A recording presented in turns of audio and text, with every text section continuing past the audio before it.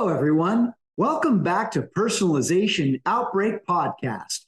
Now, in today's episode, we're going to be talking about the future of talent management and how you can create a value-based job search. See, we're seeing more and more companies moving away from the traditional approach of finding and hiring employees. They're now looking for people who can bring value to their company, not just qualifications and experience on paper. Now, our guest today is Kathryn Minshew. She's the founder and CEO of The Muse, a career platform used by over 75 million people to find their best fit jobs, companies, and careers. Now, Kathryn is also a Wall Street Journal best-selling author of the book, The New Rules of Work, the modern playbook for navigating your career. Now, together, we're going to be talking about the future of strategic talent management and what this means for organizations like yours. Now, before we get started, please click the like button below, share it with your colleagues, and subscribe to our YouTube channel and social media at Glenn Yopes. Let's get started.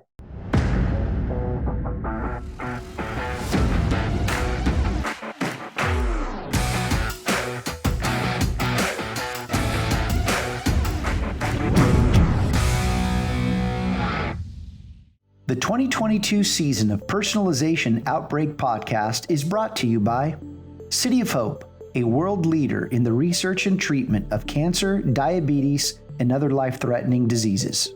City of Hope has been ranked among the nation's best hospitals in cancer by U.S. News and World Report for over a decade.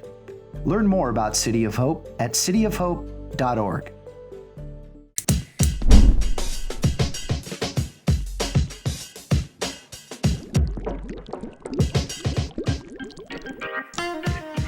You are listening to Personalization Outbreak, a podcast about the collapse of traditional corporate standards in today's more personalized world. I'm Glenn Yopes. I'm a leadership strategist, author, contributor to Forbes, and founder of the Leadership in the Age of Personalization movement. On this show, I'm interviewing executives across multiple sectors to find out how the balance between standardization and personalization can exist. Kathryn, welcome to the show. I am so happy to have you. Thank you so much. I'm really excited to be here. Well, very good. We appreciate it. So, Kathryn, after doing a little bit of digging, I'm curious about one thing in particular about you as an individual. I mean, first it's McKinsey, then work that focused on vaccine introduction and healthcare infrastructure in Rwanda and Malawi, to now career management.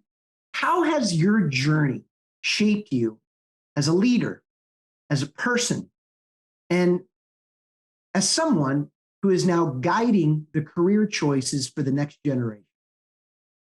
Well, I love the way you framed it, because I think that I've been there, right? I've been in the position of not knowing what I wanted to do with my life or with the next year. I've been in the position of trying to figure out who I am and how does work and career and professional identity fit into that.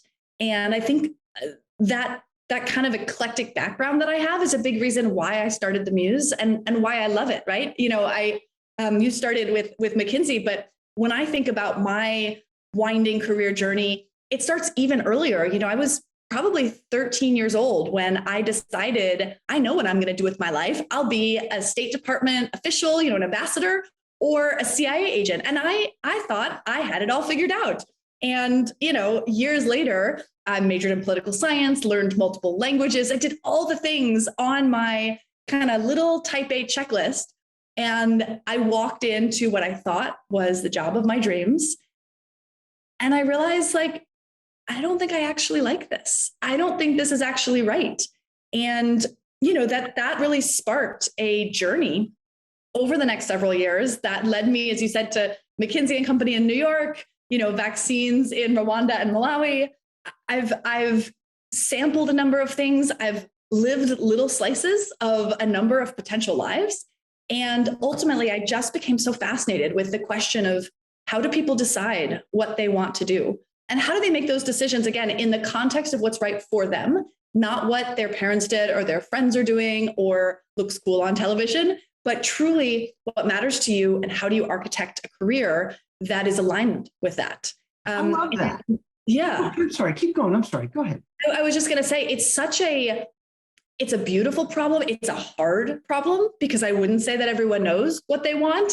And, companies haven't always made it very easy to understand from the outside, what is it truly like to work here? I think we're in such an interesting time right now when so many of the rules of work are being rewritten that I just absolutely love kind of standing at this intersection and getting to be part of helping, these next generations make those decisions and helping companies really wake up to the benefits of bringing their people in a more transparent, authentic, respectful manner. So it's not the easiest problem to solve. I'm definitely still on the journey, but I think it's one with a lot of meaning to me. Well, I love how real you were in that response. And one thing that grabbed my attention was this notion of helping people architect their careers. And, look, back in the day when I started my career, I think the pathway was already created for me. Now, in this age of personalization, we're fighting against those old, outdated standards where your career was almost predetermined for you based upon your socioeconomics, based on your education, your upbringing, your parents. But today it's changed. How do you begin to guide one's architecture of their career? Now, I know that maybe you might want to jump on this. I mean, I know that at Muse, you guys pioneered this concept of values-based job search. Does that have something to do with it? Yes, absolutely. I think that if you don't know what you want, it's harder to go and get it, right? And so we recommend that everyone starts their career search with a little bit of self-reflection about what truly matters to you. And that can be very kind of tactical things like, I want great compensation, fully covered healthcare, paternity or maternity leave, et cetera. And that can also be more intangible elements like I want to do work with meaning. I want to work in an environment where people prioritize treating each other with kindness and respect.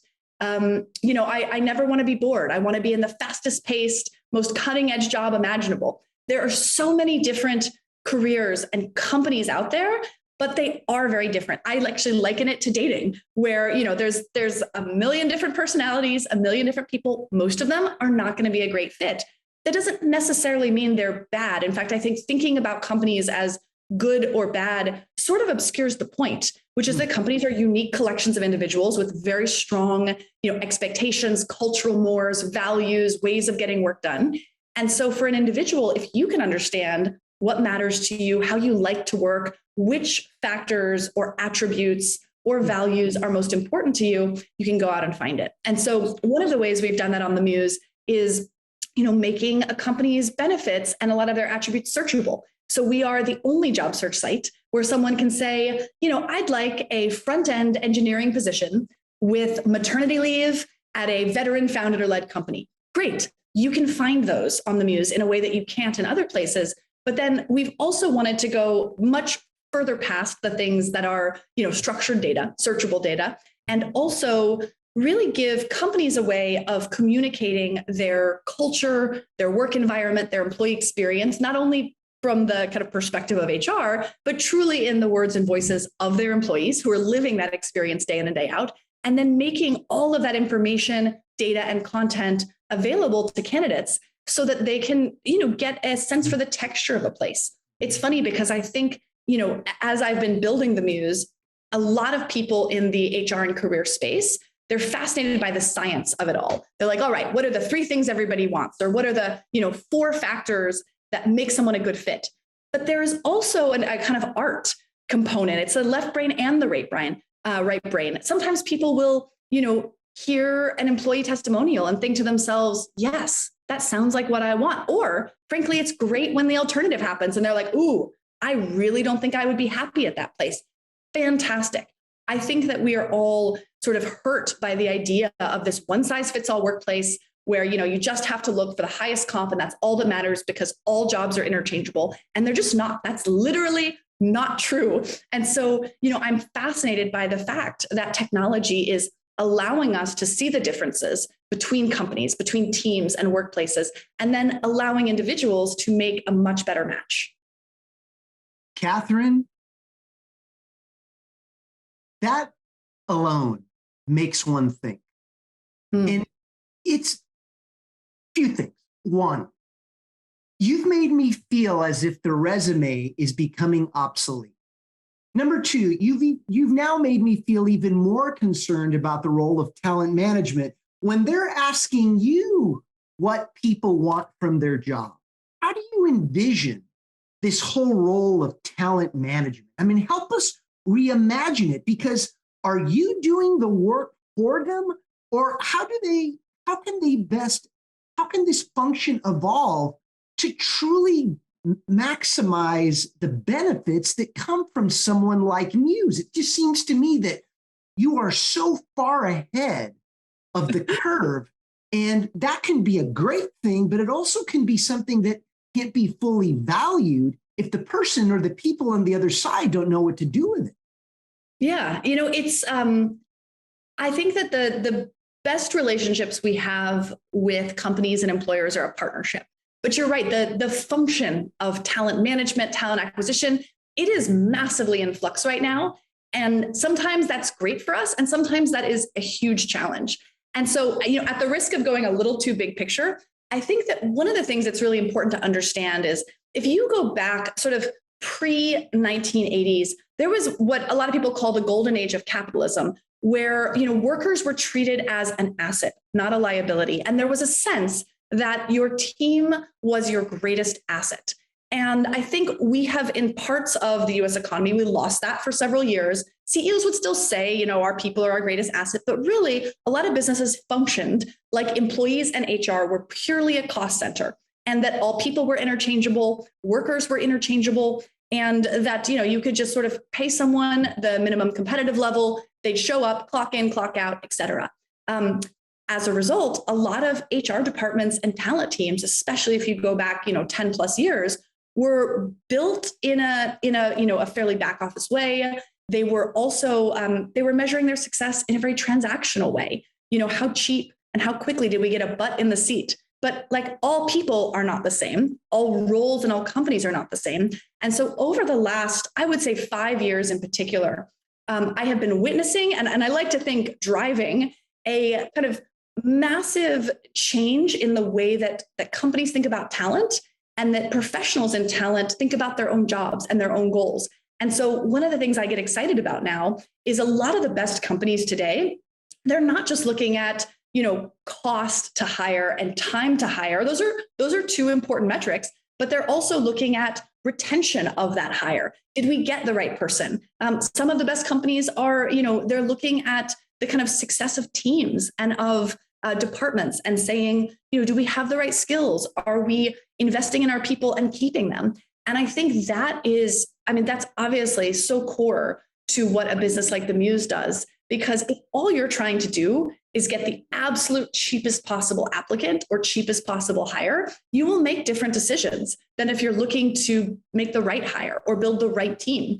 And, I do think, frankly, when I first started this company, that I think we were kind of on trend with the candidate and the job seeker. We've had an incredibly just positive reception from individuals and from job seekers since day one. But I think we were way ahead of the curve on the employer side. I can't tell you how many times the business almost died because, we would have companies saying, well, why should I invest time and money in this process if, I could buy an applicant for $2 cheaper from somewhere else? And finally, by the way, we were able to prove that an applicant from the Muse was literally 3 times as likely to be hired as an applicant from one of these other quote unquote cheaper sources.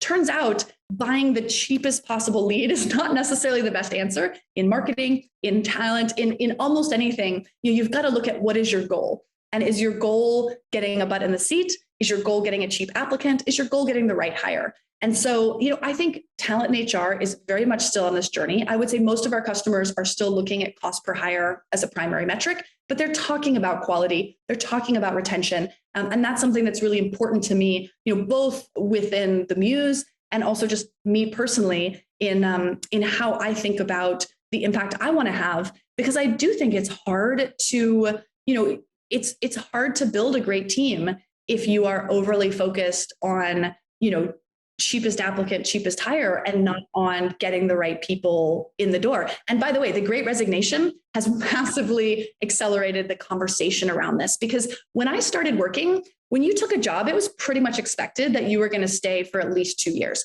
Even if you hated it, if you were unhappy, there was a very, very strong kind of social prohibition against quitting.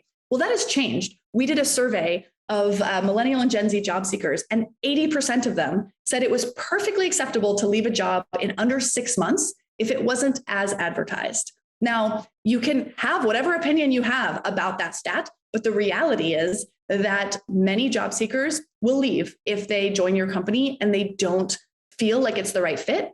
And so this is, in a way that I think is going to be very positive for the industry. It's forcing talent teams to think about retention, to think about transparency, and to do a better job of bringing in the right people, not just, whatever warm body happens to be cheapest to get through the door. Well, what you're validating is the need to lead in the age of personalization.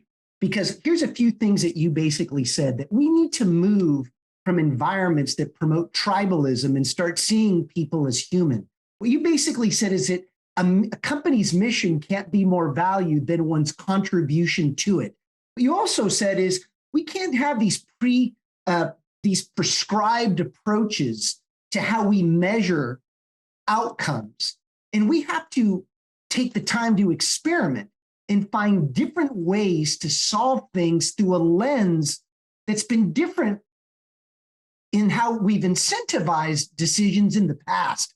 So what you're really talking about here is a transformation of a department, let alone a function, that's based on value, not just volume. This is exactly what the healthcare industry is doing. This is exactly what's happening in other areas of corporate America. The insurance business says we can't be transactional. We have to be consultants. In the software industry, we can't just sell software. We need to show in our clients how we can create new opportunities for them based on our software. So you're turning the model around.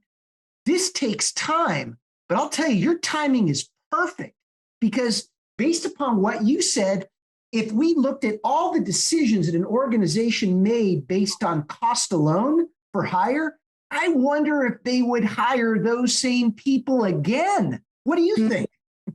Yeah, I think you would see companies in many cases making different decisions. And, it's exactly like you said with this value over volume. I think it's so interesting to look at, in industry after industry after industry, people start with these very transactional, very standardized, very lowest common denominator approaches. And it makes sense that that's step one, because if you are doing something new for the first time in an industry, people often revert to something that is very easy, very simple, very straightforward. But generally speaking, over time, you find that doesn't actually work as well as a more sophisticated approach. And so, I love how in marketing, for example, a lot of my friends who are in e-commerce, marketing automation, they're looking at not just how they bring leads in, whether those leads transact, but do they become great customers over time? What's the lifetime value? What's the average order size? There's all of this additional data. And I think we're seeing the same thing happen in talent, where companies are realizing, first of all, we need to look at the lifetime value of an employee. A lot of our customers, they actually lose money on a hire who doesn't stay at least 9 months. That exact kind of time when a new hire switches over from having cost more than they generate varies a bit by company. But generally speaking, you need someone to be retained for a certain period of time to justify the amount of time and expense recruiting them. And so a lot of businesses are saying, well, wait a second, how do we ensure that the people we bring in stay?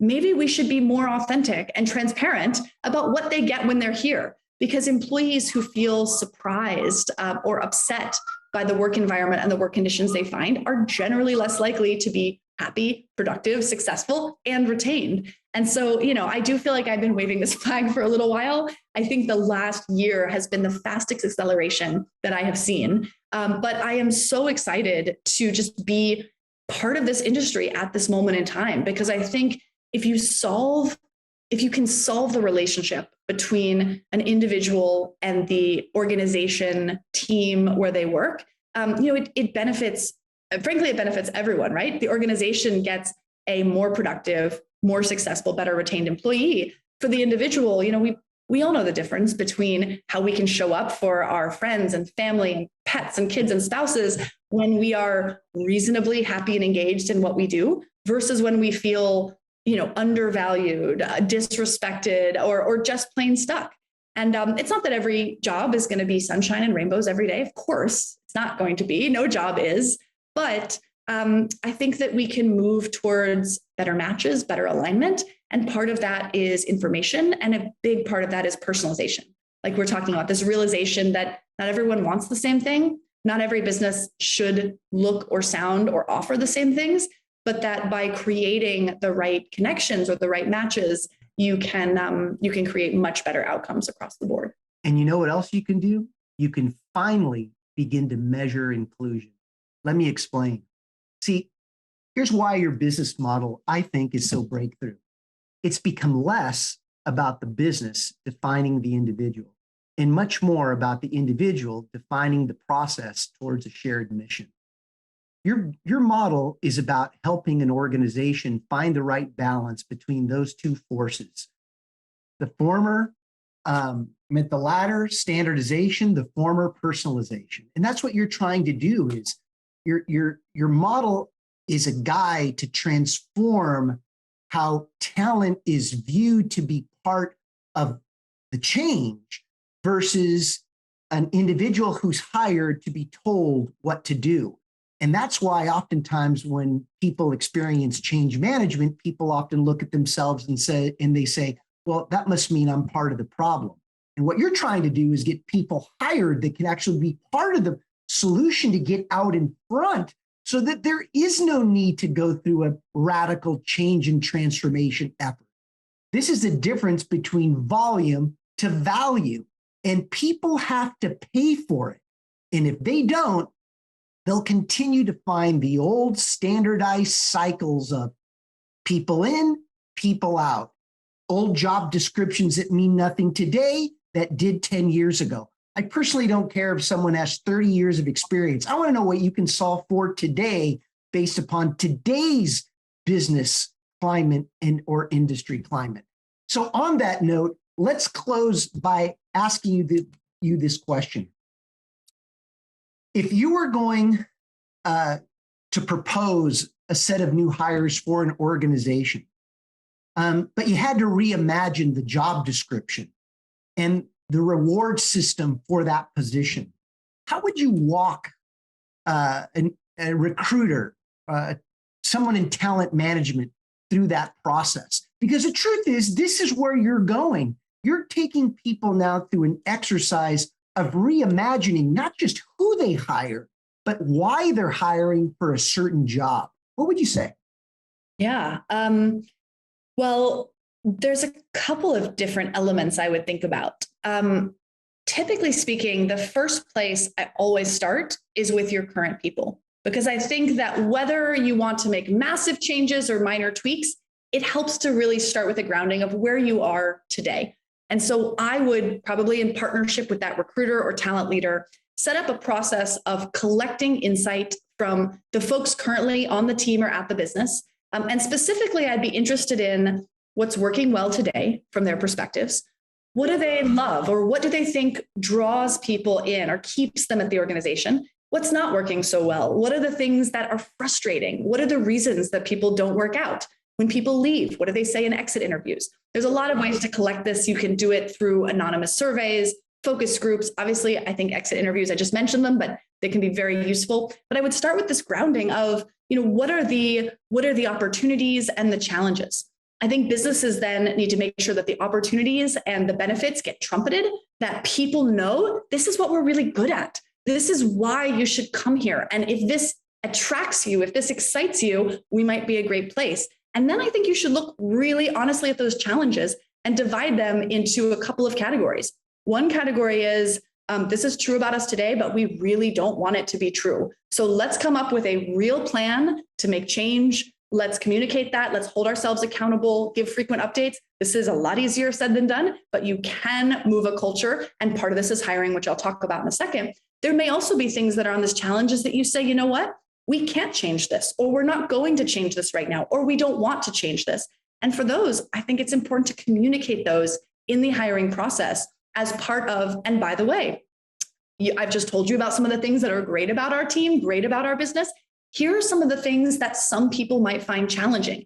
Here are some of the things that you should know about before you join. I think candidates appreciate that transparency. And frankly, if that's going to be a deal breaker, you would much rather find out right now. And you'll be surprised to find, in my experience, that there are a portion of candidates with every problem and every candidate pool that say, yeah, either that's fine, or I can help solve that, or I'm on board with coming in and making, being part of that transformation, or accepting that this is going to be a challenge.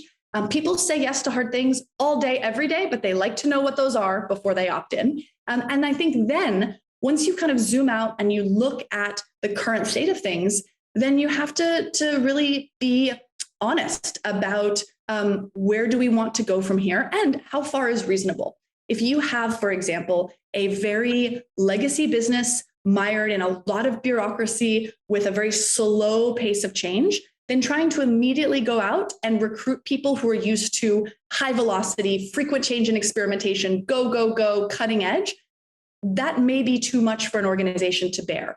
But could you go and say, hey, we are looking to become these things. We are here, and we want to bring in people who can help guide us and coax us and move us forward, because those people exist. But I think it's that clarity. And the more specific you can get, and again, the more grounded in reality, I find the more likely you are to bring in, again, the right people. Now, does it sometimes take longer than being like, we're an amazing organization where everyone loves to work, we just high five all day, every day, and you'll have no problems? Yeah, it might take a little bit longer. But are you ultimately much more likely to build a successful team that accomplishes what you want to accomplish with enough retention to actually let you grow and learn and build value? No question, absolutely no question. And I think that's why, by the way, that executives outside of talent have to be more thoughtful in supporting their talent and HR leaders. And now you have to make sure you have the right people. You want to be making sure you're tracking success, but this sort of laser focus on get me a butt in the seat fast, it doesn't allow for a lot of the work required to get the right people. Let's face it, everyone's in the HR business today. I mean, it's not just the HR department. I've often been told by the executives that my organization works with that unfortunately, HR department doesn't always support them, even though they have good HR business partners. I mean, you have to understand the business and what the business and the skill set requirements are. And oftentimes we just don't know them because we've never performed them. So there's so many different layers. And I love what you've basically implied in your response. Help people understand what the challenges are just as much as the opportunities, because people want to create opportunity. And this is what we don't hire for. Did you ever take a class, Kathryn, in opportunity management? No. Did you ever? No. That's what we're all really trying to find, are people that know how to solve and create opportunities for organizations. It's not just about problems and solutions, it's about opportunities and closing opportunity gaps. And I believe that what you're doing is going to help organizations get there. Kathryn, thank you so much for your time. I really appreciated you today, and you keep doing what you're doing. I'm on your side. Amazing. Thank you so much. I really enjoyed being here, and can't wait to see the episode when it's live. You bet. Now, as we always close, when you lead in the age of personalization, you will see things that others don't. Do what others won't, and keep pushing when prudence says quit. See you later. Thanks, Kathryn. Thanks for listening to Personalization Outbreak. Make sure to subscribe so you never miss a show. If you enjoyed the content, visit ageofpersonalization.com to check out our free streaming video series and learn how to get involved in the movement. I'm Glenn Yopes. I wish you a good day, and remember, without strategy, change is merely substitution, not evolution. Learn more about City of Hope at cityofhope.org.